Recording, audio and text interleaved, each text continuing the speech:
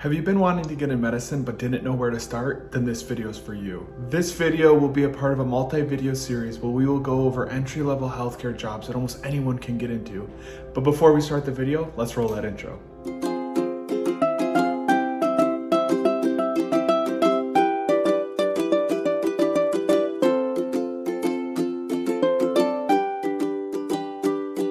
I'm Christian, and in this channel we talk about tips and information related to medicine, schooling, and just pre-med.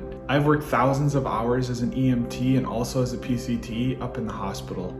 If you are new here, don't forget to like, subscribe, and also hit that notification bell to be notified of upcoming videos. In this video, we'll be discussing 4 different parts about being an EMT. The first part being what even is an EMT? What are the requirements to become one? What the job is like, and finally wages. So part 1, we will go over what is an EMT. An EMT stands for an emergency medical technician, and they're responsible for analyzing, treating, and assessing patients prior to the arrival of a hospital.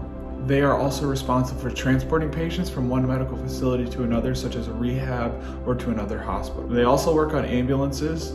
And there are 3 types of EMTs, the lowest licensure being an EMT basic, the middle level being an advanced EMT, which we won't really go over in this video, and finally the highest license is a paramedic or an EMTP. All EMTs, regardless of licensure, are all trained to analyze and assess patients in life-threatening injuries.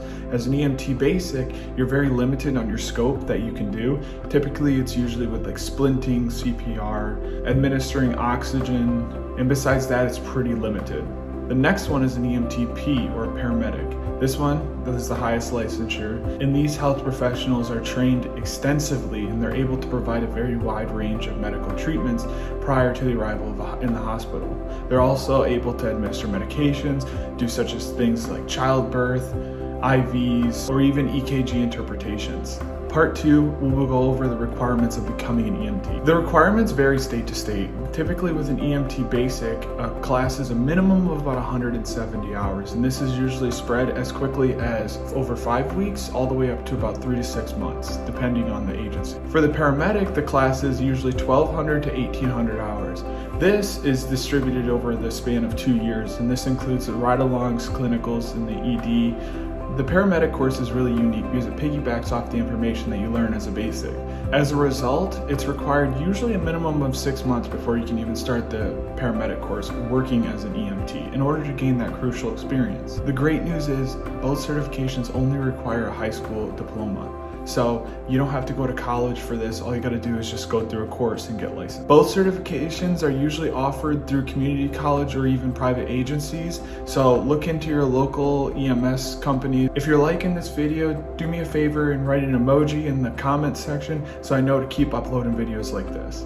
Part 3, we will go over what an EMT is like at work. There are 2 general situations that you're usually in. Typically a 911 emergency where someone is in need of your assistance and then they call 911 and request an ambulance. The second one is an interfacility transfer, which is just a fancy word for a transfer. A transfer is where you just transfer a patient from one medical care facility to another. One of the awesome parts of EMS that pulls people in is its randomness. You never know what you're going to get.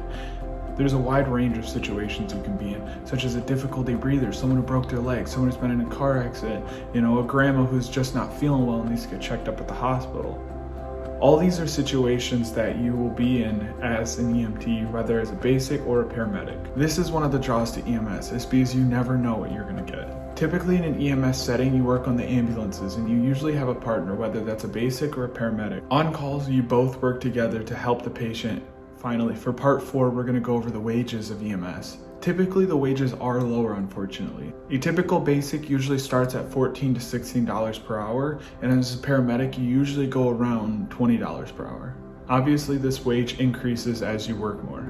Even though the wages are lower, one of the unique parts about EMS is you work these things called 24s. 24s are a type of shift where you usually end up at a station. And during this shift, so whether it's over the span of 24, 48, 72 hours, you stay at the station, which is similar to an apartment, and when you get a tone or a call, then you go out and respond to that. In the meantime, when there is no call, you're usually allowed downtime, such as watching Netflix, watching TV, or even studying, which has really helped me through my undergrad.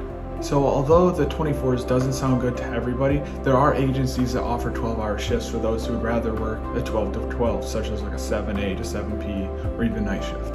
Another bonus that a lot of people don't utilize is travel pay. This is when, as an EMT or any sort of medical professional, you travel to a different part of the country or even your backyard to a place where they're in need of EMTs, and as a result, they'll pay you increased wages and travel expenses.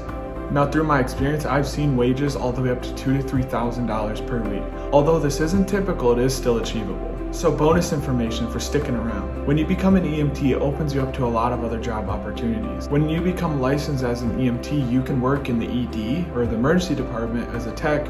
You can also work on the hospital as a floor tech. You can work in a nursing home. You can work in a medical office as a medical assistant. This EMT job, in my experience, is probably the best experience to gain for pre-med students or just people interested in medicine. And there you have it. Now you understand a little bit about EMS. Thank you for watching. Don't forget to like and subscribe and hit that notification bell for more upcoming videos. See you soon.